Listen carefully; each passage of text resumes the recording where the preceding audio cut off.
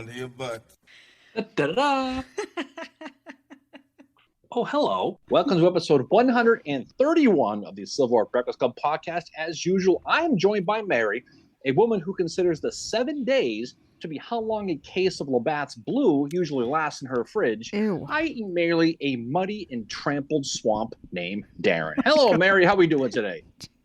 I have not had Labatt Blue in, oh wait, it's You been had like, it recently. that's right, I did too. See, you just, Yeah, okay, it's so well, gross. It's so gross. it's not the best. What's going on with you? How are you doing, Mary? What's new? We were here for episode 131. So Mhm. another one in the books. How about you? It's been hot here. Good. It's been warm as summertime has hit. It's definitely a Gold Bond powder situation for the gentleman here in the Northeast, Mary, but it's okay. I guess it's better than the cold. But I'm a good host. I will ask you, of course, our always question, of course, is what are you drinking on this fine, steamy, hot evening? So I'm drinking Sam Adams Wicked Double Hazy Juicy Double New England IPA, which is actually really good. As everybody knows, it's a local brewer here in Boston. And I'm drinking it out of my Sherman's staff mug. So yes, it has Oliver Otis Howard on it. That's the only way I could get him into this episode. But the reason I chose that mug is because we didn't have anything to do with Gainesville at all for mugs. And today is the anniversary of the Battle of Kennesaw Mountain. And a lot of the people on this mug, like Sherman, obviously, Howard, Slocum, Blackjack Logan, they all are participants in the Atlanta campaign, which the Battle of Kennesaw Mountain was part of that campaign. Okay, That's my very long-winded story. Sorry to our listeners for that. I was going to say, I need to shave again now. Anyway. What are you drinking? Oh my God! Thank you for asking, Mary.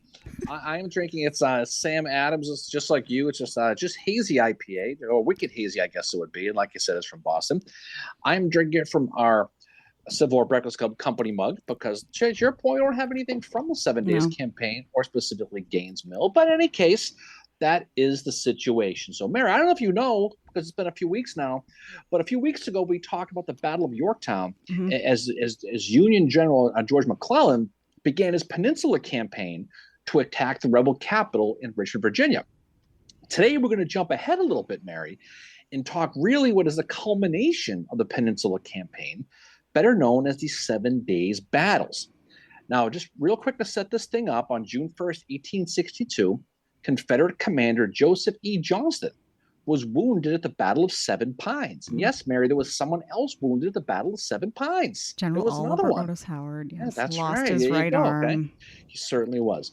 But not long after, one Robert Edward Lee is going to take over the rebel army in the East. And up to that point, Lee was basically an advisor to the Confederate President Jefferson Davis.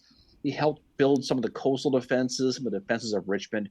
Really, he was a military advisor. That's pretty much what he was. And it's amazing to think that at that time, his reputation was not all that great. It was somewhat negative. Following his struggles in Western Virginia, he earned the negative nickname Granny Lee because of his white hair and his old age. Well, I guess didn't he go like gray overnight? Basically, he did from Cheat Mountain. He went there and he came back. He came back, with the white beard. But unlike his predecessor, Johnson, in this campaign, Lee wanted not so much to play defense like Johnson did. He wanted to seize the initiative. He wanted to flip the script and really play offense and ultimately drive McClellan's army away from Richmond and off the peninsula. So, like we said, his goal really was to shift what would be his 90,000-man army that was north of Richmond and kind of hit McClellan's right flank and drive them back. And this is going to result in the basically known as the 7 Days Battles. But again, as this is all going on, Lee is the benefit of some intel of what's going on. It's going to really help shape these battles. It does. And that is a lot of that is given to him by his main cavalry guy. Everybody knows him, General Jeb Stuart, James Ewell Brown Stuart. This is when he does his famous ride around McClellan, which turns out to be a huge embarrassment for the Army of the Potomac. And he starts doing this in the early morning hours of June 12th, 1862. His orders are at 2 a.m. Gentlemen, in 10 minutes, every man must be in his saddle. And they took off, and they literally just ride around the Army of the Potomac. Now with him, he's got Colonel William H.F. Rooney Lee, who is General Lee's son, and then Colonel Fitzhugh Lee, who is General Lee's nephew. and they're with him on this as well. And Stuart wanted federal scouts, to think that they were going to reinforce Stonewall Jackson in the Shenandoah Valley. He's all about trying to mess things up, and he does that. Like they at first they're heading towards Hanover Court, and literally these guys are going to ride a whole circle around the Army of the Potomac. And at this time, the Army of the Potomac Cavalry is not what it is in 1863. It is very different. It's structured very, very differently from what the Confederate cavalry is, and that is why Stuart is able to get the advantage here. And wild rumors start to spread that, there's going to be 5,000 Confederates attack. General Philip St. George Cooke, who we're going to talk again about later in this episode, he happens to be Jeb Stuart's father-in-law, and the two of them do not get along. They don't speak very much at all, because he's obviously fighting for the Union and Jeb is fighting for the Confederacy. It creates one of the best quotes in the entire American history. Yep. When he says, when he found out that St. George Cooke was going to stay with the Union, he's from Leesburg, he's a Virginian, and when Stuart found out about it, he said, "You will regret that decision just once, and it'll be continuously." Yep. One of the greatest quotes I use regularly in my work life. In any case, go on. I digress. And there's one point when Stuart starts to circle back. So his father-in-law, General Philip St. George Cooke, has gathered 500 troops to face Stuart, and Stuart no longer is where he's supposed to be. General G.K. Warren, he thinks Stuart is going to be near Old Church, where he'd went by once, and Warren's like, he'll return that way again. He doesn't. So Stuart is really fooling these. This is why it's such an embarrassment. And none of them consider that Stuart was doing a full circle around them. Stuart arrives back at Lee's headquarters dawn on June 15th. And now they do run into a point where Rooney actually says, "I think we are caught," and they narrowly make it back across the river. Uh-huh. So they covered, riding around 100,000 men, like there's a whole bunch of them. Or he rode around an army of 100,000 men. He covers 100 miles. He only loses one guy during it, loses, not very much at all. They do capture 165 Union soldiers. But Stuart, in this is where Lee is going to get some intelligence that is going to help him with this upcoming campaign and also with the battle that we're going to discuss tonight, Gaines Mill. So Stuart is able to inform Lee that Union troops were being supplied from White House Landing and the Richmond and York River Railroad. So that gives him where their base of supply is. And Stuart was also able to report that the roads behind the Union lines are not very good, and also that the Union flank was up in the air at Mechanicsville, which means it's going to be vulnerable. And then because of this information, Lee is able to get the idea that he can bring Jackson, or General Thomas Stonewall Jackson, back from the Shenandoah Valley to help them out, to reinforce them. And Lee is of the opinion if they can turn the federal right, they could push them away from their supply base, forcing them to retreat and get them the hell away from Richmond. And this ride, not only is it good for the Confederates from that standpoint, on the Union side, as I said, it is the opposite. It is something that embarrasses McClellan, but it also is what is going to start creating this I don't know if I want to call it paranoia, but this idea, these rumors are circulating that there's, these many Confederates, and are they going to have enough troops to be able to attack them? But this is what starts this kind of McClellan having anxiety over what could possibly happen. Like, what are the Confederates up to, especially now that they have General Lee as their commander?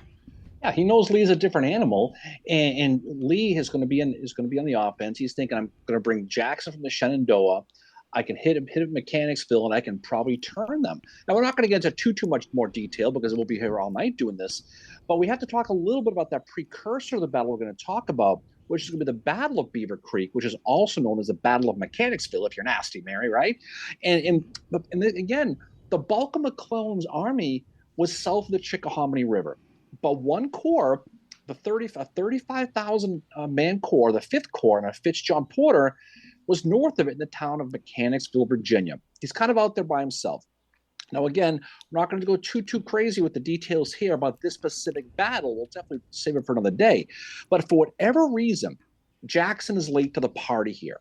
He gets called down from Shenandoah, but he's going to basically force A.P. Hill and D.H. Hill to launch basically a frontal attack where they're going to recklessly expose themselves. Ew. Okay, the last thing you want to see right there. Really, and it led to a Confederate defeat with heavy casualties due to basically poor execution of Lee's plans by Jackson. Now, we're not going to talk, but it's a harbinger of some things that are going to come with this. But the frustrating thing for Lee was that his plan was good and it should have worked, and McClellan knew it should have worked. But again, communication, terrain, or weather gets you. This one's communication. Yeah. For whatever reason, Jackson didn't get where he was supposed to be. He knew that if Jackson had been on time, Porter would have been routed, Stonewall would still be nearby, and that Porter's position now was no longer safe. So he knew that Jackson wasn't there, but he knew he was floating around somewhere. Again, he has Jeb Stuart in the back of his head. He's hearing stories of Jackson back there. He's in a tenuous position anyway. So instead of bringing reinforcements north, again, he's south of the Chickahominy River. Instead of bringing them north to support Porter, at 1 o'clock in the morning on the 27th of June, McClellan is going to make a mind-numbing decision in a lot of different ways. Not only would he pull Porter south of the river to join his army, but he would also abandon that existing supply base you mentioned, okay? And then ultimately what would happen is he still wants to attack Richmond. He's not giving up just yet, but he's pulling out a White House station on the Pamunkey River. He's going to pull down. So he's going to wire Washington, and he's going to tell him, hey, I'm not retreating, okay? I'm merely changing my location of base, which is a lot like saying, I didn't lose, I'm the second winner. Yeah. That's kind of what McClellan's kind of saying here. So McClellan is going to abandon his base of White House Landing and all those railroad conduits that he had, those supplies. He wants to move to a place called Harrison's Landing on the James River, which is about 20 miles south of the peninsula. Now, so what is he going to do? He's going to order Porter to begin to fall a few miles back towards the river and set up a defensive line, basically offering his corps up for the most part as a quasi-sacrifice to help buy time for the rest of McClellan's army to get to Harrison's Landing.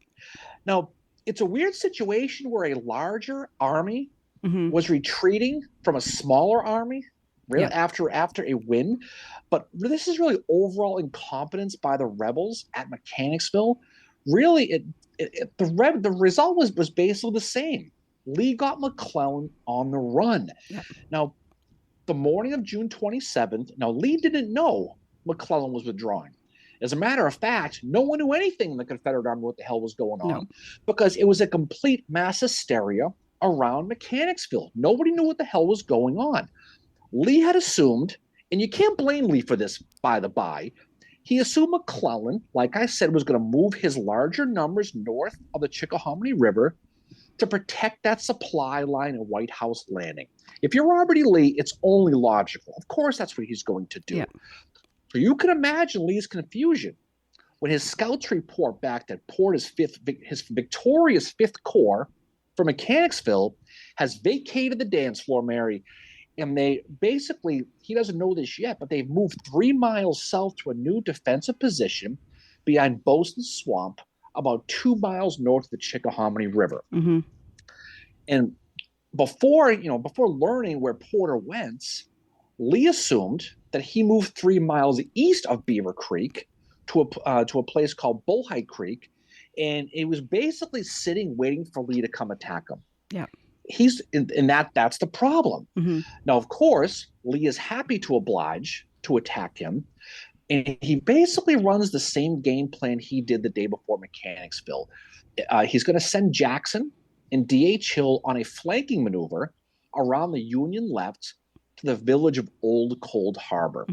Okay, and this is going to basically this would force. This is the plan. This is going to force Porter out of his breastworks where he thinks he are, where the divisions of A.P. Hill and James Longstreet are going to hit him, and they're going to drive. What they're going to do is they're going to drive Porter east right into Jackson's and D.H. Hill's waiting hands. Game, set, match, sweet tea for everybody. Yeah. That's what they were sort of thinking. But there's a problem, Mary. There's a problem, okay? Yeah. The problem is this plan wasn't based on where Porter actually was. And that subsequent confusion once again is going to for the second straight day, place Stonewall Jackson as the victim of being lost and bumbling in the woods. Yeah. Yeah. And I think just one thing about just a little bit about General Fitz-John Porter, because he doesn't get talked about a lot because he's early in the Civil War, and what happens to him after Gaines Mill is not good. I don't want to say he drifts into obscurity, but he was born in 1822. He's from Portsmouth, New Hampshire, and he was born to Captain John Porter and Eliza Chauncey Clark. He's cousins with William D. Porter, Admiral David Dixon Porter, and Admiral David G. Farragut. So very much a Navy family. And his childhood was not the best because his father was an alcoholic, and he had been reassigned to land duty because of that. So his childhood was kind of chaotic. He was a graduate of Phillips Exeter Academy and West Point. Graduated in 1845. 8 out of 41 cadets breveted second lieutenant in the 4th U.S. Artillery. He's involved in the Mexican-American War. He is an original member of what was known as the Aztec Club of 1847, which was a society composed of officers who served during the Mexican War. After the Mexican War, he returned to West Point, where he was a cavalry and artillery instructor from 1849 to 1853. And then he was adjutant to the Academy's superintendent until 1855. He's eventually sent to the West, where he's going to be with General, who would become Confederate, Albert Sidney Johnston, on the expedition against the Mormons in 1857 and 1858. And until late 1860, he inspected and reorganized the defenses around Charleston, South Carolina. And he helps with the evacuation of military personnel from Texas after they seceded from the Union. At the start of the Civil War, Porter is chief of staff and assistant adjutant for the Department of Pennsylvania, but soon was promoted to colonel of the 15th Infantry on May 14, 1861. It was at this time that General John Blackjack Logan would accuse him of persuading Robert Patterson to let Joseph E. Johnston's force escape out of the Shenandoah Valley and reinforce General Beauregard, which turned the tide of the first battle of Bull Run. And this is gonna, like, Blackjack is gonna go after him after this. This is like, and remember, Blackjack is a political general. So Porter gets promoted to Brigadier General of Volunteers, and he's able to receive division command because of this in the Army of the Potomac, which had been newly formed under General George McClellan. And under General McClellan, Porter becomes a trusted advisor to him as well as a loyal friend.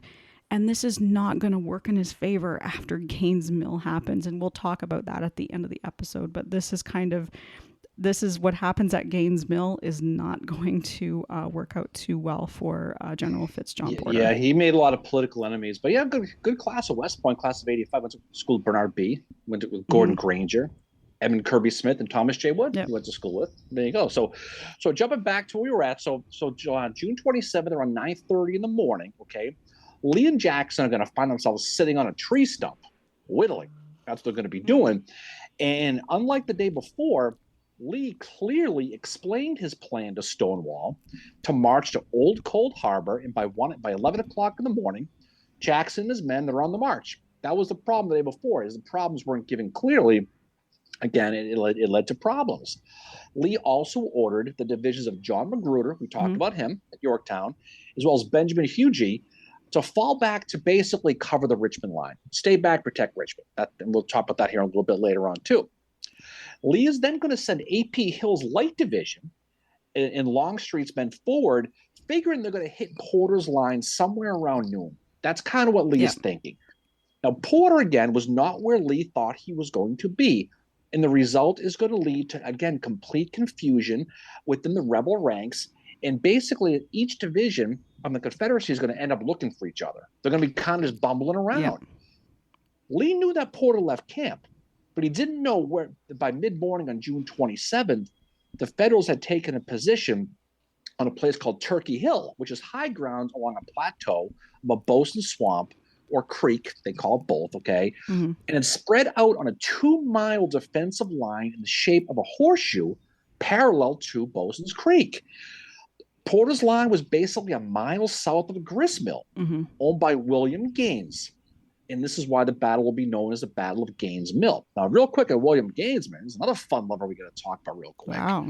Extremely pro-slave, pro-rebel, pro-secession, largest landowner in the area.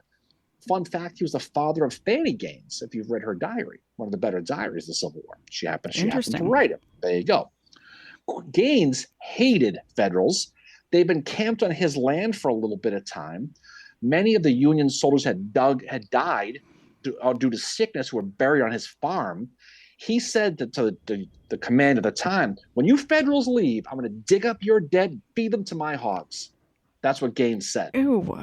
Not the nicest guy in the world. Okay? He's the minute you leave the area, that's what I'm going to be doing. So that's who he was. That's got a Supernatural episode written all over it. No question about it.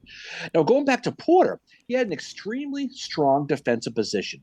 Bosa's Swamp protected the line on either side of it with heavy brush and trees, with the swamp running right down the middle, and it was also in a ravine, so it was kind of pitched. Mm-hmm. You had to go through the woods, you had to go down, you had to cross the stream and go up again. We've been there. It's very tough ground.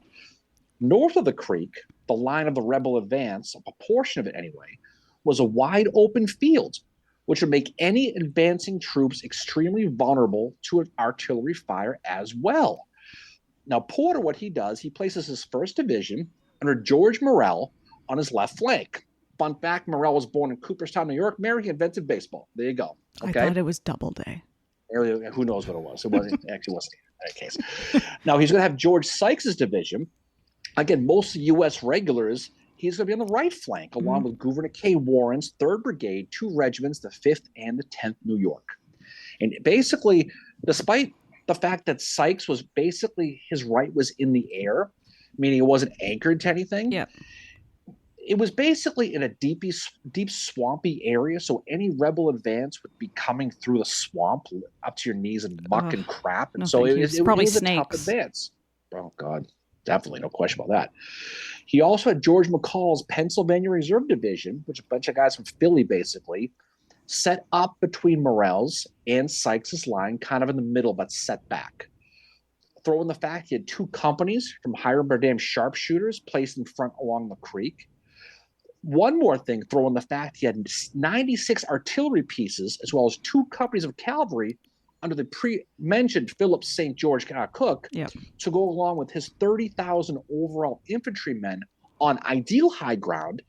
This 5th Corps was in a great spot to hit Lee. You could not ask for a better situation for where he was. The rebels are a little bit different. On the rebel side, A.P. Hill's Light Division, they're going to be marching southeast from Gaines Mill, and they're going to basically, right off the bat, again, they don't know what's going on. They're going to stumble into Porter's picket line at a place called Poag Creek. Now, D.H. Hill's army is at Old Cold Harbor, about 3 miles east and about a mile east of New Cold Harbor. Yes, there are 2 of them, which is going to add to the hilarity with all of this thing. Okay, and there's 2 hills. I mean, it's a complete mess. Ways would be impossible to try to figure this one. About driving an aggressive. But I mean, citizen. Writing about it, we're reading about it, and when the whatever article I was reading or book, and someone mentions Hill, I'm like, are we referring to DH or are we referring to AP? I see why he was called Extra Billy Smith now. Extra question. Well, so DH Hill basically, they're going to begin to move south down the road towards the Chickahominy River. And just before noon, they're going to stumble upon the right of Sykes' division on that Union right flank. Now, D.H. Hill, again, is expecting no resistance because they don't think he's there.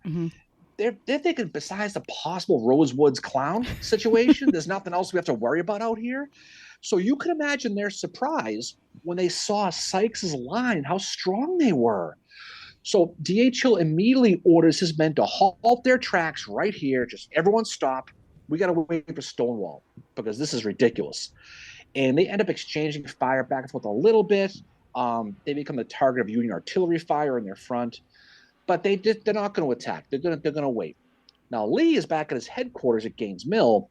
But despite being just a mile or so away, he couldn't hear anything because of that omnipresent acoustic shadow that floats over the Civil War battlefields, the humidity, the whole deal. He can't hear the Union guns going, and he can't hear the musket fire. So he has absolutely no idea what the hell's going on. About 2:30 in the afternoon, a brigade under Confederate fun lover Maxcy Gregg is going to command the 1st. Fun guy. He's going to command the 1st, the 12th, the 13th, and 14th South Carolina. He's going to march his men towards Bosun's Swamp, and they're going to unknowingly march his men right into the right center of the Union line. They're going to stumble right into a bee's nest. Now, real quick on Maxcy Gregg, Mary. Born on August 1st of 1814 in beautiful Columbia, South Carolina, the grandson of Jonathan Maxcy, who was the first president of the University of South Carolina. There you go. Okay. Yep. No surprise, that's where he went to school. Shocker. He graduated first in his class, and he basically passed the bar, and he was an attorney in 1839 with his father. Maxcy Gregg is going to join the Army as a major in the 12th U.S. Artillery and U.S. Infantry, and he's going to go off to Mexico. The thing about Maxcy Gregg is interesting because people, if you don't know a lot about him, you get the impression he's a tough type of rebel. Well, his name. I mean, my question is he related to Run DMG? No, I don't believe so. Yeah. I don't believe so. But he's really smart. He's one of the more intelligent men in the entire Civil War. He studied astronomy. He had an observatory in his house where he could watch the satellites right from his window. That's what he would do. He also studied botany. He was also fascinated by birds. Loved birds. Oh, he would have loved the Merlin app. But you know what he did? He would shoot the birds and then study them. That's how he watched birds. He killed the birds, then that's how. That's hard. Yeah, no, I'm just a bird watcher. I don't shoot them. No. Politically, he was a politician that would be called a fire eater, Mary. Pro-South states' rights, very pro-slavery. He considered his first priority in the government of South Carolina. He was a classic states' rights guy. Somehow I'm not shocked. Remember the 1860 convention in South Carolina? He pushed for secession. He was also an advocate of overturning the banned African slave trade from 1808. He wanted to get the band back together. We're going to get that started again. That sounds like a real fun person. Yeah, so he was tough. I mean, we're not going to talk about him. He ends up getting killed at Fredericksburg, shot in the spine. Stonewall Jackson is reportedly with him when he dies. But that's enough of Maxcy Gregg. Yeah. But when the war started, he's named a colonel of the 1st South Carolina, and he's placed in A.P. Hill's Light Infantry Division, where he found himself on this afternoon marching towards Bosun's Swamp on June 27th. Now, as soon as Gregg's brigade approached that heavy foliage around the swamp, they immediately basically come under heavy fire under William Chapman's 2nd Brigade of U.S. regulars, like I said, and from G.K. Warren's 5th and 10th New York. They just stumbled into it and pound, boom, boom, boom, boom, right? If Maxcy Gregg wasn't awake yet, he certainly was at this moment because he walks right into it. Now, what he's going to do, he's going to order Special Order GTFO, and they're going to fall back, and they're going to go back to find A.P. Hill and go, hey, Ambrose, not for nothing, but the whole army's here. So A.P. Hill is going to rush back to Lee to let him know of what's going on. And at this moment, Lee has that want to get away moment. Yeah. When he realizes my entire game plan, they're going the wrong way. Yeah. He realizes he made a gigantic mistake in that Porter was nowhere close to where he thought he was. And so basically, he had been inadvertently sent his army on a wild goose chase. Yeah. Is what he did. Well, his map, he didn't have the boat swing swamp on it. He had Boatswain. What? Yeah, I can't say anything. So yeah. It didn't have that. It didn't have that area on it. So that is one thing that is tripping him up, is the lack of that area on a map. But then Lee realizes how strong Porter's defensive line is, how strong the ground is. So Hill basically gets orders to tell Gregg to basically hold his ground and just, again, wait for Stonewall to get here and D.H. Hill to get on the field. But for the love of God, that's just way too strong. Hill is going to, A.P. Hill, that is, you're right, this is confusing with two of them. A.P. Hill is going to set up his division along the side of Gregg's. Now, on Gregg's right, he's going to line the brigades of Charles Field's Virginians, Joseph R. Anderson's Georgians, Lawrence O'Brien Branch's North Carolina men, James Archer's brigade of Alabamans, Tennesseans, and Georgians, and Dorsey Pender's North Carolina and Arkansas men. 12,000 men on a 1 mile battle line, just waiting to move a quarter mile of open ground between them and Bosun's Swamp. They're just sitting there waiting, and they're just waiting for the order. Back on the Union side on Turkey Hill, Porter sees this movement. He sees what's going on. Yep. He immediately messages George McClellan back at his headquarters. Friends at the and Trent neighbors House. card. I need help. He's back at the Trent House south of Chickahominy, and he phones a friend to get some help. But really, he only gets really help from one division from the 6th Corps under Henry Slocum, who's in reserve. So by 3:00 in the afternoon, AP Hill says, you know something? I'm getting kind of tired of waiting. Everyone, let's go. Yeah. He's going to start to move in, and he's going to order his full division forward. And immediately, artillery fire from Battery A of the 2nd U.S. Artillery under John Tidball, Battery A of the 5th U.S. under Adelbert Ames, our old main friend, and guns from Battery L and M of the 3rd U.S. Artillery, commanded by James Robertson, and Henry Benson all open up on them. There's a 1/4-mile field they got to walk across. We're going to talk about this a little bit later on. Now, smoke is going to cover the entire field around the swamp. Gregg's brigade is going to hit right in the middle where Morrell and Sykes' division meet up. He's going to hit right there where they meet. And it's going to lead to hellish hand-to-hand combat right along the stream. Now, mention Marshall. Mention Marshall's 1st Carolina, Maxcy Gregg's old regiment. They're going to rush in with the bayonet against Hiram Durree's 5th New York Zouaves, and they're going to lose 309 men in hand-to-hand combat before they fall back. 57% casualty rate. It's crazy. Gregg gets absolutely pummeled again. He goes in, he gets hit.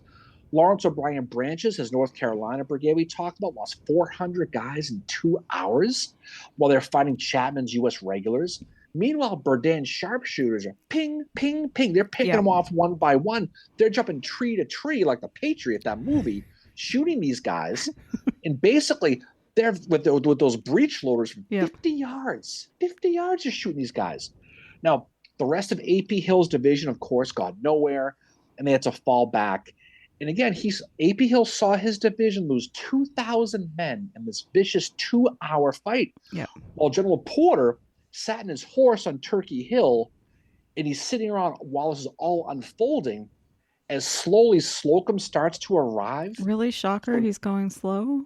Well, you got there pretty quick. Actually, I was going to say Slocum got there pretty quick. Now Porter's up to 36,000 guys. He's building a bully right there in that hill. And the question that everyone in Gray is asking at this point is, where the hell is Stonewall? Where in the world is Stonewall Jackson? Where in the world is Stonewall Jackson? Okay, again, this is the 2nd straight day this happens. Again, right?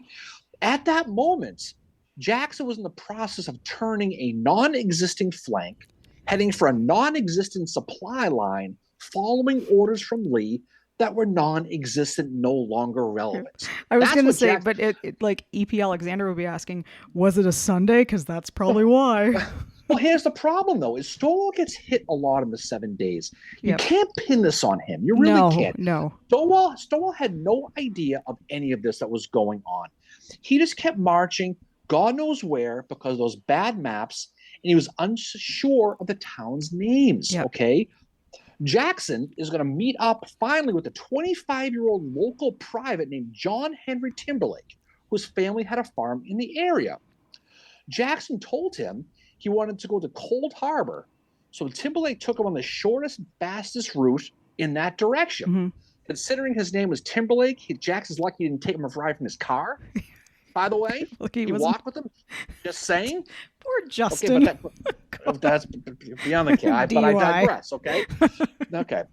Anyway, thanks for. But around this moment, he hears gunfire in the distance, and when Jackson asks Timberlake where it's coming from, Timberlake says from over at Gaines Mill. So they went back and forth. And Jackson's explained to Timberlake, "Hey, I don't want to go to Gaines Mill. I want to go to Cold Harbor." And when Timberlake asked Jackson, which Cold Harbor are you talking about? Old Cold Harbor, New Cold Harbor? Jackson must have been like, Jackson just went, damn. Because he didn't know is what it was. He wanted Old Cold Harbor. It was heading towards New Cold Harbor. So now he had to do what? He had to backtrack to the north, heading east, which is going to cost him over 90 minutes in a counter march. All for a million different reasons. When one of his aides asked him if this delay would screw up the plan, a plan that was already screwed up, by the way, and he just didn't know it, Jackson responded, "No. Let us trust the providence of God will overrule it and make no mischief of this result." and, and when Jackson marched, again, while Jackson was moving, Lee is formulating the second game plan. What's behind door number 2 here? Yeah. This whole thing's screwed up. He saw each attack repulsed, so he decided the best course of action, this is Lee now, was one gigantic assault using everyone all at the same time to Kool-Aid Man through Porter's line and get them running. And so he's going to spend the afternoon preparing. This is Lee now. Yeah. This is his grand plan, right? Again, ballsy plan. The early elements of Jackson's men finally start to trickle into Lee's headquarters at Gaines Mill. This is around 4 o'clock in the afternoon now. And it's Richard Ewell's division is the first to arrive. Walter Taylor, one of Lee's staffers, who was sent by Lee to go in the woods to go find Jackson, he anxiously greeted Ewell as they sat around basically waiting for Porter to counterattack. They're basically like, well, where the hell were you? Lee had already begun to move these new pieces that he had on this chessboard as he placed James Longstreet on the rebel right. And he set up his Longstreet's brigades led by Jimmy Kemper, George Pickett, Roger Pryor, Richard Anderson, the great Cadmus Wilcox Mary, William Featherston, as well as guns from the Louisiana Washington artillery under James Walton. So Lee is basically setting up the pieces waiting for Jackson. When he gets here, we can go. So Lee is going to place these initial brigades under Ewell, under Isaac Trimble, Richard Taylor, and Arnold Elzey. They're going to attack the middle. And then he's going to basically send another aide to again go try to look for Jackson and tell him to rush his men to the field ASAFP. Yeah. That's basically what he's going to do. So at this very moment, Ewell's going to send in men from the 8th Brigade, also known as Hayes Brigade, under Richard Taylor to attack. So Ewell's going to, for this big grand attack, Ewell's going to attack first anyway. He's going to go in. He has the 6th Louisiana on his right, the 9th Louisiana on his left, and the 1st Louisiana Special Battalion under Major Cheatham Robidoux Wheat in the middle, along with the 7th and 8th Louisiana. Now, they go full speed ahead into heavy fire. They're going to run into John Martindale's 1st Brigade in John Morrell's division. And they're going to hit men from the 22nd Massachusetts, Mary, the 18th Massachusetts, under our old friend, Boston guy, Colonel James Barnes. Yep. At this point, that's where he is. A rebel named Isaac Seymour is going to be killed immediately. And the Louisiana men get confused as they're heading down a Bosun Swamp. Now one of their leaders is gone. Major Wheat is now going to take command. He's going to be immediately mortally wounded. And this is when these Louisianans, when they realize Trimble, basically they're going to fall back as Isaac Trimble's men begin to come in. Yep. Once Wheat goes down, once Seymour goes down, they're kind of a yeah. They're kind of like, what is going on here? So Isaac Trimble is going to come in, and a Louisiana soldier has a quote as he sees these approaching men from Trimble, and he says, "Boys, you are mighty good, but there's hell in there." That's what he tells them. That's the quote. Now, when they return to the lines, the Louisiana troops, again, now Wheat's down, and they loved him. They're going to basically change the name of Hayes Brigade to Wheat's Louisiana Tigers in honor of Major Wheat, which is a name that stuck for the rest of the war. Yeah. Gettysburg, July 2nd. That's where they get this nickname is Gaines Mill. Now, right around 5 o'clock now, Robert E. Lee is going to finally catch up with Jackson on the Telegraph Road about a mile from Bosun Swamp. Jackson's been following Lee's orders all day, which were wrong. Yep. But Lee's still pissed off. He's still mad. And despite the fact the orders were all completely messed up, he still greets him with a passive-aggressive kind of way to Jackson. He says, General, I'm glad to see you, but I'd hoped to see you before. Oof. And Jackson kind of grumbled and fuck off. That's kind of what he does. But finally he tells Lee to show bravado or whatever. He's like, our men can stand up to anything. He was clearly embarrassed, and he didn't realize how significantly late he was to the party. And he just felt bad. He has no clue. But it wasn't right. It wasn't his fault. It really, really wasn't. A lot of this Monday morning quarterbacking will come back later, hit EP. Jackson for this, but right, but exactly, but it really wasn't him. Porter's line, going back to the Union side, was holding, but it was also weakening because many of the men were starting to run out of ammunition, and they were also getting hit too. It wasn't just the Rebs who were getting, it wasn't just Maxie Gregg, and it wasn't just EP Hill getting hit hard. It was the Union guys as well. They were taking a physical beating. Warren's 5th New York, they lost 33% of their men by this point. Many of them fell out of line because they ran out of ammo. Yeah. They ain't got Well, there nothing, was right? one point where some guys had been given 60 rounds of ammo each, and they ran out and they were scavenging off the wounded and the dead, and then they ran out of that. Like, that's the level, like, that's how chaotic this battle is. It's also described, like Stonewall Jackson describes it, and so do other Confederate officers, as the loudest battle they'd ever been in the Civil War. I don't think people realize how big and vicious Gaines Mill was. Yeah. Because I mean, when we finish this whole thing, we'll talk more about the aftermath. But this is up there with the big boys, and it doesn't get the credit that it really does. And you got to give Porter credit because I mentioned before, as Porter his line starting to fall a little bit, he's playing whack-a-mole. He's picking and playing. He's actually, he's dealing with it as good as he can. He is. He's doing, as his Slocum's guys are slowly arriving, he's putting them right in, and he's holding the line. Now, one of Porter's regiments, the 9th Pennsylvania, they decided to go on the offensive for some reason, and they're going to charge the approaching Rebs. And a guy named Corporal Andrew Brightman, North Pennsylvania, he's going to write, "We charged them across the field into some woods, but they got reinforcements and we fell back. 3 times we returned to our lines and charged, but we could not get them out of the woods." So what does this tell you? That this is hand-to-hand combat right in the swamp, covered in smoke and muck and crap. And this is Union pushing, Confederates pushing, lines being fought. And again, it just goes to show that this Battle of Gaines Mill is pure mayhem. It's a melee. It's a confused fight. This is not an orderly situation. The Confederates went into this confused. The Union was in great shape defensively, but they're starting to fall back a little bit. There's smoke everywhere.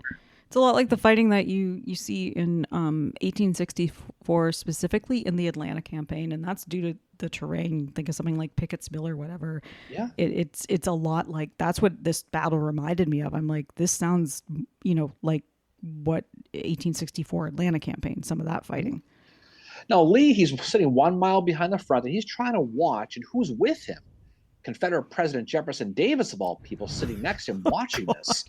But they can't see anything because there's too much smoke. They just can't really see anything. Now is the time when James Longstreet's guys are going to get involved. Okay, so he's going to order, Longstreet is, his 2,000 men from George Pickett's brigade to attack the Union left across that open field towards Bosun Swamp. Now, Pickett's men basically get pummeled by rifle and artillery fire along that Turkey Hill as they marched across this field. Now, again, this is not going to be the first time Pickett leads men across an open field towards a defensive position. He's going to lead this, but this is. I mean, obviously not the second time either. By the way, Pickett's horse is going to be shot from under him. Pickett is going to get off of his horse, and he's going to grab him by the reins and pull it along while he's marching his men. The horses, he's basically dragging his wounded horse with him as he's leading the men forward. Finally, he gets wounded himself, and he has to fall back, and he has to give up his command. And again, taking over Pickett's brigade is going to be Colonel Epahunton, who is the commander of the 8th Virginia. And he's going to be the only one, actually, who's going to ultimately break the Union line temporarily at this point. He's going to cross Bosun Swamp, but he's not going to be able to take advantage of it. Kind of like Ambrose Wright at Gettysburg. He's going to get there and realize there's no one around, so he has to fall back. Yeah. But what does this say again? It shows Porter's line started to crack. It's starting to be a little bit vulnerable. So Longstreet, he sees his men basically wilting and falling back, and he understands quickly that he does not have enough men to attack this Union position. Again, he'll think about this at Gettysburg later. This is why these things, you think back to these earlier battles. Like, I've been here before. All these decisions they make in these later battles come from smaller battles. And Gaines Mill is definitely in Longstreet's head. There's no question that it is. So at this point, A.P. Hill, Ewell, and Longstreet have all tried to attack the line and have all failed miserably. But Porter is becoming more and more a scared Mary. is what's going on with this. Well, I think that too is his men are getting tired. Like how many? His men are like they're tired, but they're starting to break, and he knows it. They're approaching their saturation point. They're F this moment. Yeah. They're getting close to that, right? And so basically, he's getting concerned of what he saw. So he had sent about 4:00 in the afternoon. Porter sent a relatively optimistic message back to McClellan saying, we're fighting, we're doing okay, things are good. But by 5:00, he's going to send another one. This is the second message. And this message is going to say, and I quote, Mary, I am pressed hard, very hard about every regiment. I have been in action, and unless reinforced, I'm afraid I shall be driven from my position. So McClellan, he's going to get Porter's SOS message. He's going to become alarmed, but he's only going to send a couple of brigades from Edward Sumner's Second Corps, including one commanded, by the way, of Jackson's old nemesis, William H. French. He had previously sent 8,500 men before from that other division from Slocum. So he's thinking a couple of brigades, you know what? I can basically just send a couple more brigades and they're going to be fine. I'm surprised he didn't send more, given that he was it sounded like going into this, he was worried. So I'm surprised he's not send more. Remember that's what Lee expected. Remember the picture. He wanted his men south of the Chickahominy River to get out of there. Yeah. He doesn't want to go back north again.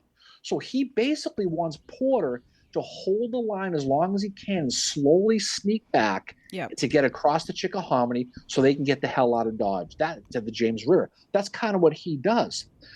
So McClellan, he's going to send Porter somewhat of a patronizing message, and he's going to write, and this is a quote, if the enemy are retiring and you are a chasseur, pitch in. Also try to take some guns and some prisoners if you can.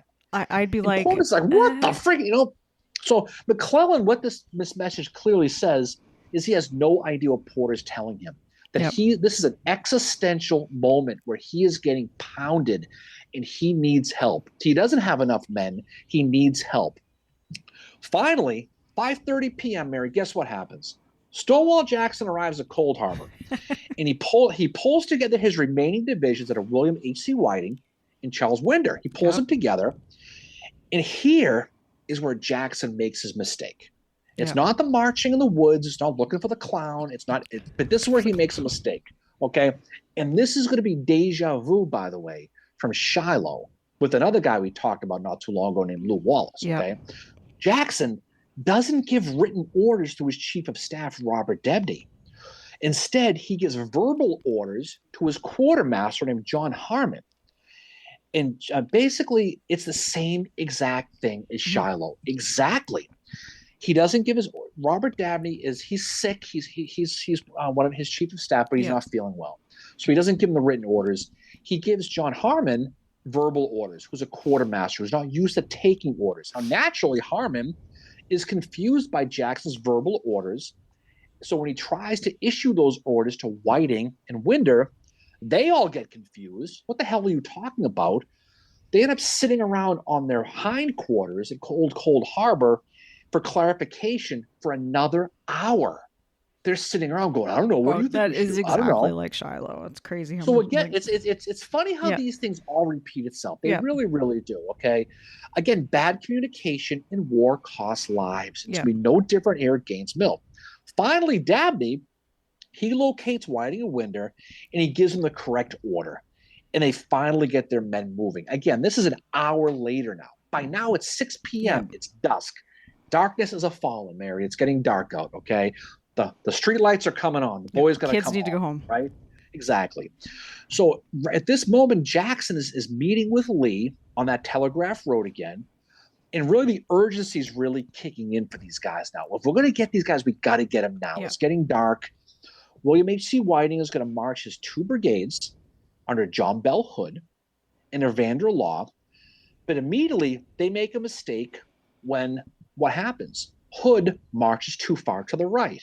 There's an irony that Hood went too far to the right. Just saying. But that's what happens. Maybe he learned his lesson. Who knows? Or maybe he was scared of it. But he does. But finally, it's 7:00 p.m. now. Hood and Law are finally set up on Longstreet's left after going a little bit too far. That's just, it happens, whatever, okay? A.P. Hill and Ewell's men, They're too tired to continue. So Lee is going to basically use his 16 available brigades, 32,000 men. And this is what I said before. He's going to throw them at the same time, the whole shooting match at Porter's tired and breaking 34,000 man defensive line with his artillery. Okay.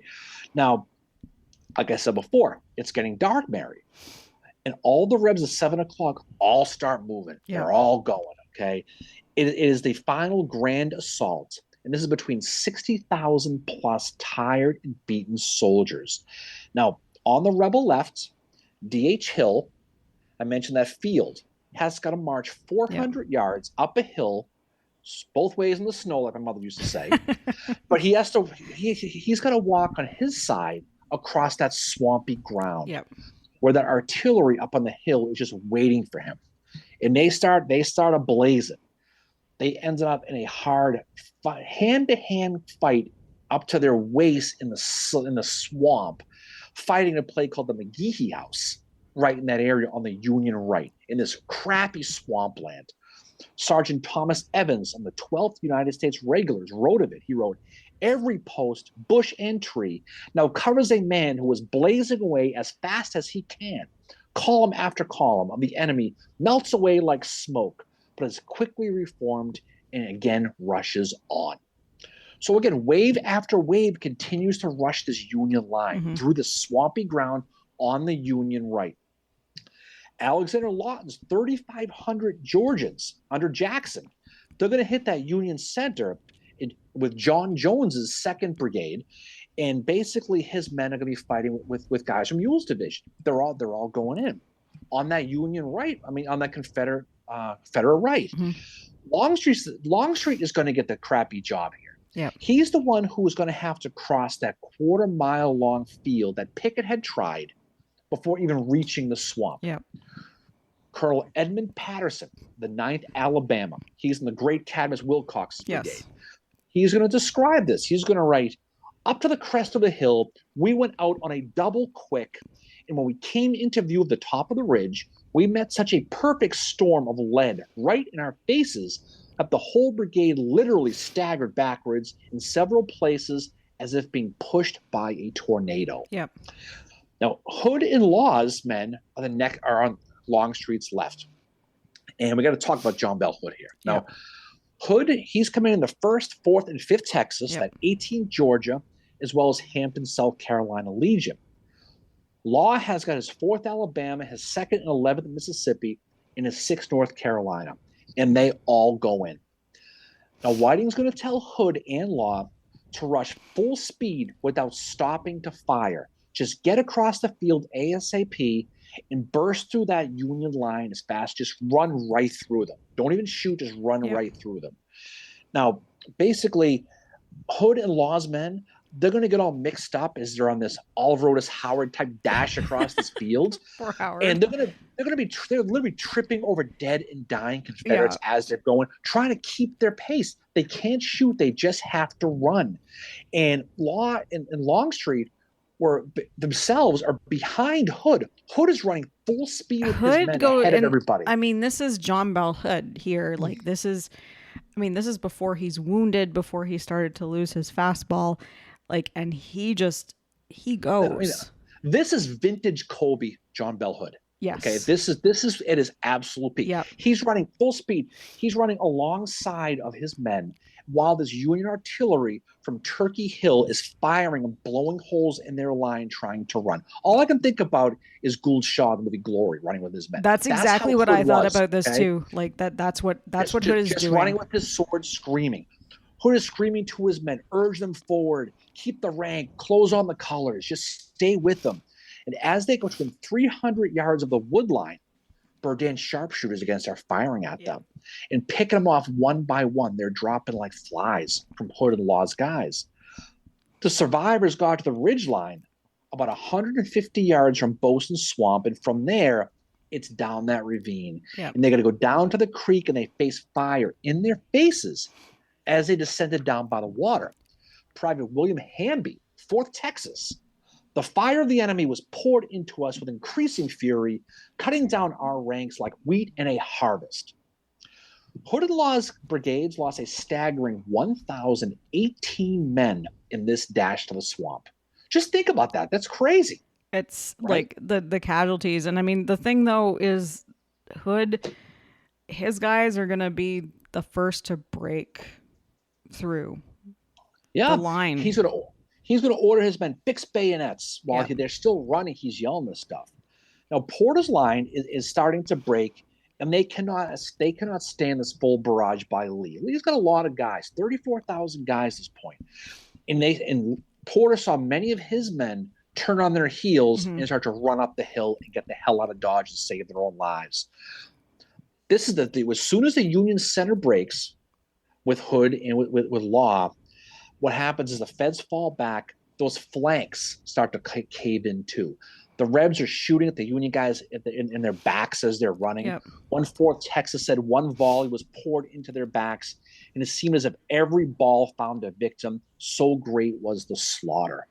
So just picture the Union guys running up the hill, Confederates picking them off one by one. As the Union center collapses, the left and right flank they start to collapse. They all get pushed in, and that was basically it. Ewell and D.H. Hill are able to basically break the flank. Sykes' U.S. regulars on that Union right are caving in, and then before long, the entire Union Army in Porter's Fifth Corps and Slocum's reserves are all running like hell to the Chickahominy River, Yep. full speed. Now, while the Union are on the run, the Confederates' next target is what? It's the guns. Yep. It's those artillery pieces on Turkey Hill. They want the guns. Yep. And this is where there is a point where the Confederates start to hear a familiar sound, and that's cavalry, but it's not theirs. It's the Union. And this is where Union General Philip St. George Cooke, Jeb Stuart's father-in-law, comes back into play again. And as you mentioned, he's born in Leesburg, Virginia, graduated from West Point in 1827. He's in the Mexican-American War, and his family is deeply divided by secession. He remains loyal to the Union. His son John Rogers Cooke became an infantry brigade commander in the Army of Northern Virginia, and again, he's Jeb Stuart's father-in-law. But when he saw the infantry giving way and the artillery unprotected, he ordered the 5th U.S. Cavalry up the slope to protect that artillery. But the charge is unfortunately repulsed by the Confederates. And there is controversy afterwards regarding the impact on Porter's ability to save the guns because of this. Yeah, this charge by Philip St. George Cooke, it really goes down as a real folly. Yep. He gets some regiments bagged, and really, it's going to be the end of his field career at the end of this. Yeah, Because unfortunately. you mentioned at the beginning that he was kind of embarrassed a little bit by his son-in-law when he did the runarounds. Yep. So this was his redemption point. So after Philip St. George Cooke gets beaten here, it's really bad he gets beat. He basically gets chained to a desk for the rest of the war. That's pretty much the end of it. Yeah. But again, he for the most part, this fruitless charge again is trying to save the guns, but it fails miserably, and they end up having to sacrifice them. And when it became too dark, Lee kind of calls off the dogs a little bit and stops the pursuit. And really, before the Union Army got to the Chickahominy, so the darkness really allowed the Federals to escape to safety. So it was a little bit too late. Where they got a late start. But there's also the brigades of General Marr and William Henry French. They kind of stay back too to help them, the Union guys? Well, they basically help with the retreat. At this point, they help with the retreat. Those two regiments from Sumner's Second Corps, they did arrive late, but really just in time to kind of help the men in the artillery over the river at that point. But many of these exhausted Union troops, it's too dark to move. They kind of stopped where they were at night. And they found safety and they crashed and they were exhausted. One of them was George McCall's 1st Brigade commander, a Lancaster, Pennsylvania native named John Fulton Reynolds, who stopped to sleep under a tree thinking he was far enough away from the rebel pursuit while they were all running back. And he was surprised when he was awakened by none other than men from D.H. Hill, who happily let him know that he was now a member of their cop party. He was a prisoner. I'm sure And Reynolds happily let them know how he felt about that. well, when Reynolds was brought to the rear, he met D.H. Hill, who was friendly with behind the war, an old army Yeah. friend. And Hill says to Reynolds of his capture, it's a great quote: "Do not feel bad about your capture. It is the fate of war." And of course, Reynolds is going to find himself a guest of Libby Prison Yep. in Richmond. Until not long ago, he was out of there on August 15th when Yeah, he was prisoner exchanged exchange. for Lewis Thielman, who was captured on February 6th at Fort Henry by U.S. Grant. So Reynolds got out pretty quick. Yeah. Now, the Battle of Gaines Mill is going to basically prove it's going to be Robert Lee's first victory as commander. And Yeah. it's going to be basically extremely costly, though. The rebels are going to lose 7,500 men, while the Union lost about 6,800. And this is Yeah. about 6 hours. We're not talking about a long battle. The Rebs basically were able to gain control of about 24 artillery pieces. And there were 9 regimental Union commanders either killed or wounded. So it was Mhm. costly on both sides. But here's the thing, though. As bad as the Battle of Gaines Mill was for the Union, it should have been a lot worse. Oh, and absolutely. They got lucky. Now, again, if not for Jackson's orders, bad communication, bad terrain, and the darkness, the Battle of Gaines Mill could have been a game changer in the East, despite the fact that it was still the largest of the 7 days battles, and it was a clear victory for Lee. Yep. Regardless, Lee's assault on July 27th of over 30,000 men was the largest in the entire war. Yep. It was larger than Pickett's charge, larger than Hancock's the Mule Shoe. It was larger than the charge of Franklin. I mean, it was just a gigantic charge. But the thing about it, though, was McClellan, he was already planning on moving his headquarters to the James River. But what Gaines Mill did psychologically for the Confederacy was 2 things. Well, one, they knew Richmond was no longer in danger. They knew it was done. And they also knew that basically they had nothing to fear from George McClellan's army at this point anymore. McClellan took the defeat at Gaines Mill very, very hard. Oh, he was riding on a very emotional, I don't want to say it was a roller coaster, but if it was going in the down position the whole time. And I think you have the telegram that he sends, right, to Washington. Yeah, you know how you get pissed off at your boss and you send a message, you text, you email, then you kind of give yourself a couple of minutes. We'll get to that in a second, but what he what he does first and foremost, though, is he calls a war council meeting on June 27th with his commanders, telling them, we're retreating. We're not changing our supply line. We are gone. Forget Richmond. We are out. And for the most part, telling the Confederate the magnitude of the Confederate army is way bigger than we thought. We cannot fight these guys right now. We need to get out of here. Joseph Hooker and Phil Kearny, they were so pissed off at this news, they lost their minds because they wanted to attack Magruder. They felt Magruder was weak on that defensive line. We could still get him. When they approached their commander, Samuel Heintzelman, we want to attack. We want to keep going to Richmond. Heintzelman took the plan to McClellan, and McClellan wanted no part of it. We saw a little bit with Yorktown. Upon hearing this, Kearny went to McClellan's headquarters and told him off personally, and the horse you rode in on. And he wasn't talking about the cavalry, Mary. Personally, I think I would take it as a compliment if Kearny told me off, because I could imagine that would be such a colorful telling off. According to a staff officer who was there, Kearny told Mack in language so strong that all who heard expected that he would be placed under arrest, or at least a general court-martial would be held or relieved of his command. That's how bad this was. Wow. Now, later that night is when McClellan is going to send this infamous telegram. Yep. The worst one he will ever send to Secretary of War Edwin Stanton. He wrote again of this battle, a battle which he did not witness, by the way.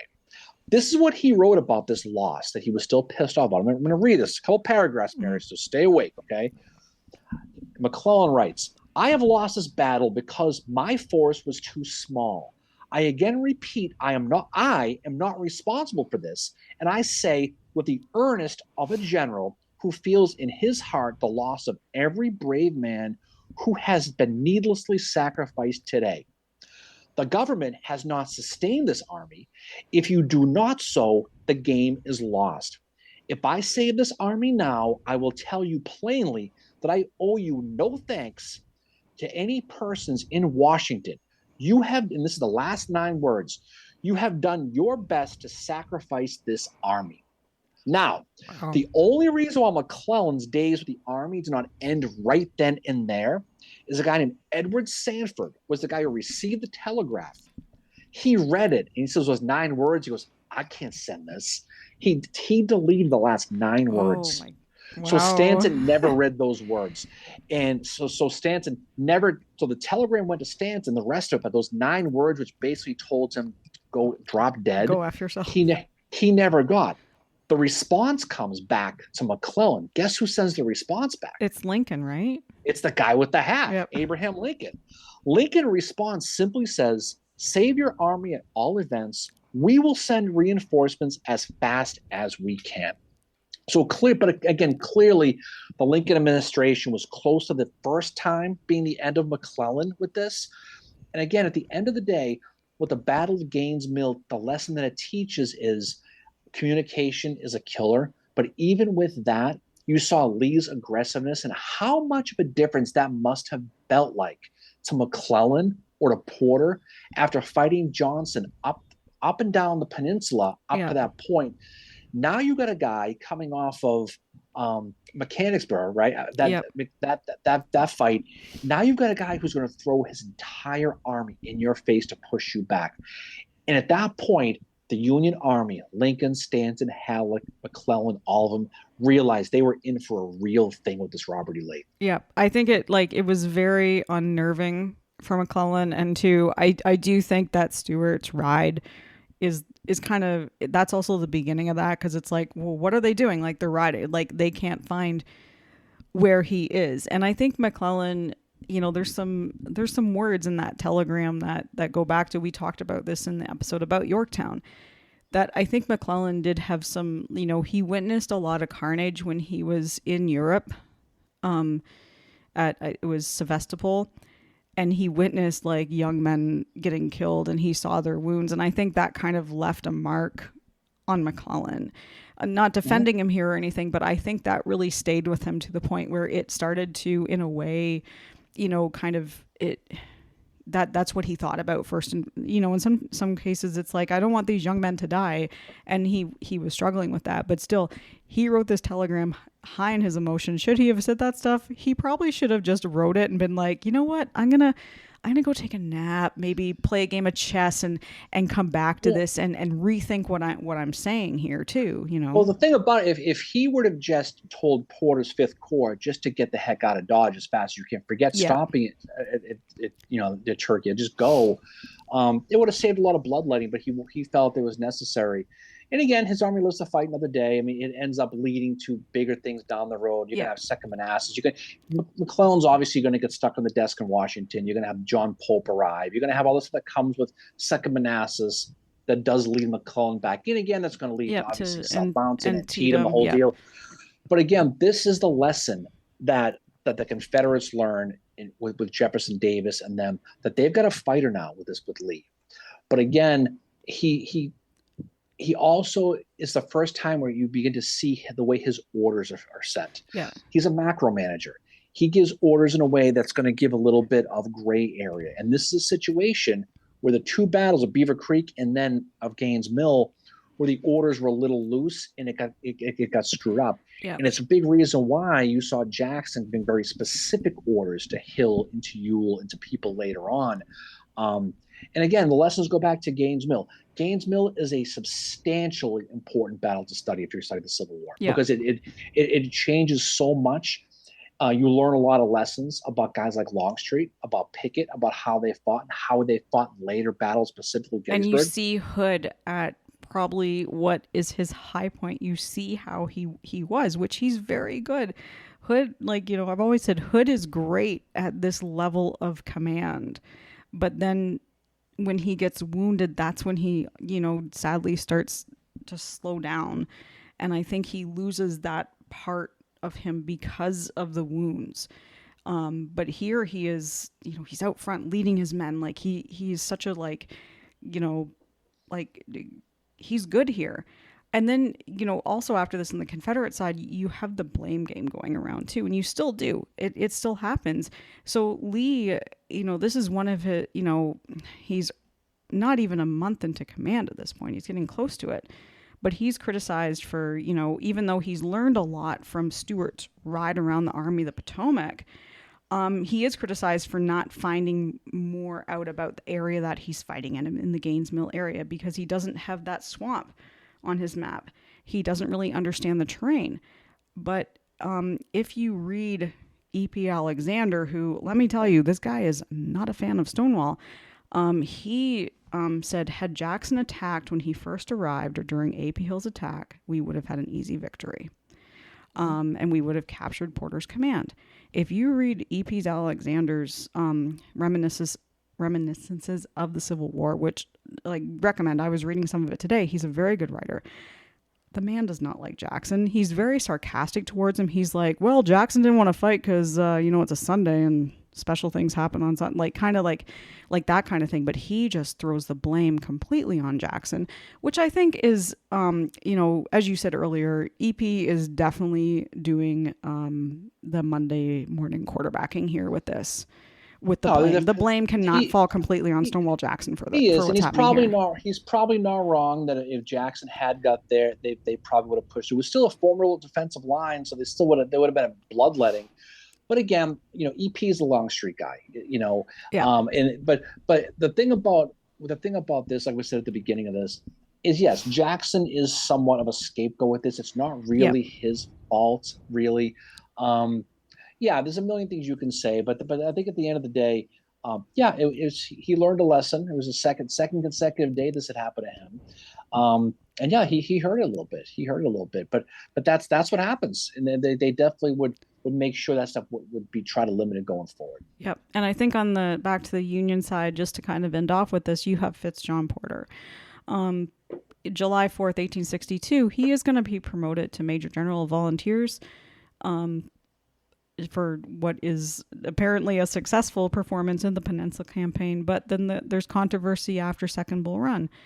And he's at first relieved of command by General Pope and was accused of insubordination, but was restored to command by General McClellan.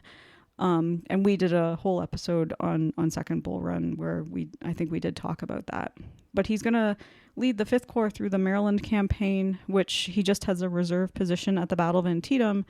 But on November 25th, 1862, Porter is going to be arrested and court-martialed for his actions at Second Bull Run. And by that time, McClellan has been removed. And even though he's friends with McClellan, he's close with him, McClellan can't come in and speak up for him. But also this connection to McClellan, and Porter was openly critical of Pope, were significant reasons for his court-martial. And he was found guilty on January 10th of 1863 and dismissed from the army on January the 21st. After the war, he was offered command in the Egyptian army, but he declined. And he's going to spend a lot of time after the Civil War fighting against this perceived injustice, which really, when you think about it, it is. It's kind of this, did this really need to happen to him, and why did it happen?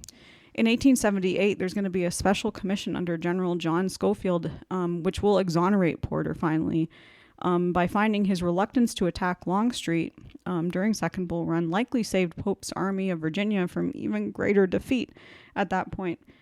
President Grover Cleveland is going to commute Porter's sentence, and a special act of U.S. Congress will restore Porter's commission as an infantry colonel, but he did not get back pay for that at all. So sometimes they would give them their back pay, but Porter is not going to get that.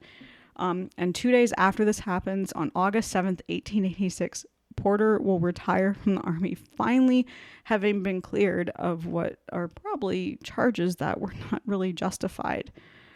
He's going to become involved in mining, construction, and commerce, appointed New York City Commissioner of Public Works, City Police Commissioner, and Fire Commissioner. And a lot of that is to do with his connections that he has with McClellan as well.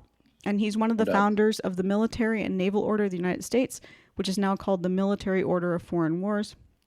He passes away in Morristown, New York, and he's buried in Greenwood Cemetery in Brooklyn, New York. And that is Fitzjohn Porter. Yeah, he's an interesting study. You can see that the politics get him at Second Manassas, no question about that. And with McClellan to kind of watch out for me, that was the whole thing. But again, like we said before, Gainesville is a fascinating study because it's the biggest battle in the 7 days, and it really shows that really the worm changing between the Union Army and the Confederate Army in Virginia, and now the initiative is with the Confederates and with Lee, and the Union's got to have to find a way to slow him down. And that's what goes on as we head into 1862. So what's coming up for us next, Mary? So our next episode, we are going to be recording it at Fort McNair, which is in the Grant Hall, which is where the trial for the Lincoln conspiracy was held. We are going to be recording that with a few special guests on July 8th, which is the day after the hangings. So we are very, very much looking forward to that. And that will drop on YouTube as well as the audio version. Yeah, that's going to be, when we talk about the conspiracy, right in the courtroom, Michael Kaufman, the writer of American Brutus, will be joining us to talk about it. So we're, as well as some others that people will get to know. So I'm looking forward to it. It's going to be a bucket list for us to be able to sit in that actual courtroom and record the episode about the court, about the trial, and we're gonna have a lot of fun with that. So we'll definitely be looking forward to that. Yeah, and then after that, we are probably going to be doing a couple episodes about the Atlanta campaign because it is the 160th of battles in that. So we're probably going to be looking at Peachtree Creek, as well as Jonesboro, and then we will and then in between that, we will be going back to the Eastern Theater to look at Reams Station. Not a good day for our friend Hancock at Reams Station. That's a tough one for him there. It is, but all right, that's been a lot of fun stuff coming on the dance card, Mary. So any final words from you, Finchero? Oh, thanks for bringing it like you always do. Thank you to our listeners for listening to our silly little podcast for these 131 episodes, whether you watch us on YouTube or catch us on audio. We really appreciate your support. We do. And today is the anniversary of the Battle of Gaines Mill, which is great. If you are in the area, go check it out. You'll be very impressed with it. It's a Cold Harbor, unfortunately, is very small, but Gaines Mill is a pristine battlefield. You can walk down a Bosun Swamp. You can see everything. Go check it out. It's a summertime area. It's battlefield time. Go hit the battlefields. Everything is looking good for us. All right, so off we go. Mary, again, the pleasure as always was all yours. And people, have a great weekend. Hopefully it's cool where you are. Stay dry, stay cool, and have a great weekend. Peace out. See y'all next time, guys. Bye.